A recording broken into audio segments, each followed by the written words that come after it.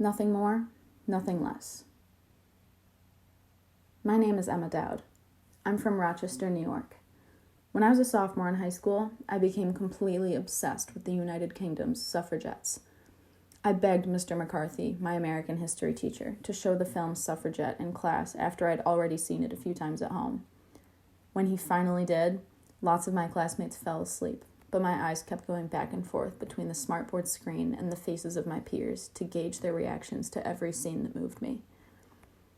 A handful of UK women fighting for their right to vote founded the Women's Social and Political Union, a militant group of suffragettes who were driven by the motto, deeds, not words. They poured acid in mailboxes around Manchester, smashed windows with glass bottles, vandalized the Prime Minister's car, and raised utter hell. More than 1,000 suffragettes were imprisoned and force-fed with long, plastic tubes.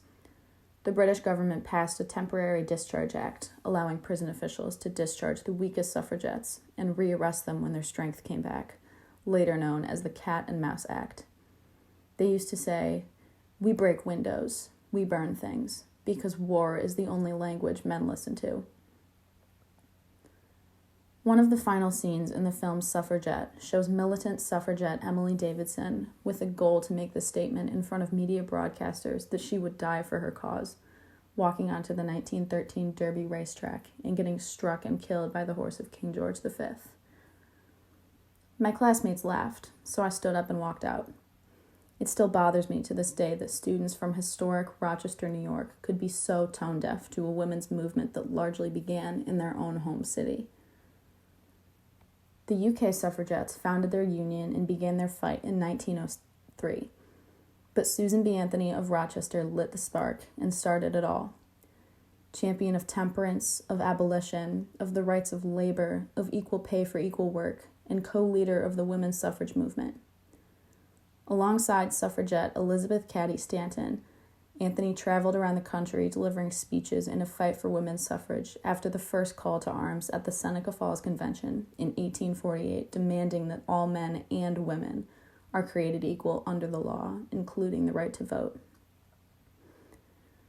Anthony also worked alongside Frederick Douglass, longtime resident of Rochester and the leading spokesperson for the abolition of slavery. It wasn't seen as tasteful for women to make speeches about anything at this time in American history, especially suffrage and abolition, but Anthony did it anyway. After lighting the spark, Anthony dedicated her entire life to fighting for women's rights. She was even arrested in her Rochester home for illegally voting in 1876. She was fined $100 for her rebellion, which ignited the local community. It made people angry and ended up bringing the suffrage movement far more national attention. She never paid the fine, of course. Anthony died in 1906 at the age of 86, 3 years after the UK suffragettes began their fight. She was the pioneer of the movement. On the year she would have reached 100 years old, 1920, women finally won the right to vote through the passage of the 19th Amendment. Her fight and Rochester's history may not have inspired every student from my town, but it inspired enough. I can still see the lasting impact growing up in Rochester had on my tight-knit group of hometown friends. Kayla, one of the most boisterous, loud, and passionate women I know, still uses her knowledge of Rochester's history and her passion for women's rights to make the world a better place. She's working on getting into law school in New Orleans, and she wants to completely change the world. My best friend, Meg, graduated college early and is aiming to teach English in Thailand. And Lauren, the one who I text anytime I feel an ache in my bones or a scratch in my throat, is becoming a physician's assistant. My female friends amaze me every day, and I could have predicted their greatness as early as 5th grade, and so much of this drive is attributed to growing up in the same streets female pioneers once walked. Rochester leaves an imprint on you, only if you let it.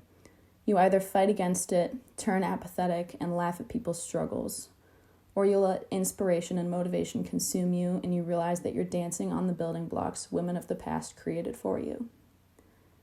As Susan B. Anthony once said, "Men, their rights, and nothing more. Women, their rights, and nothing less."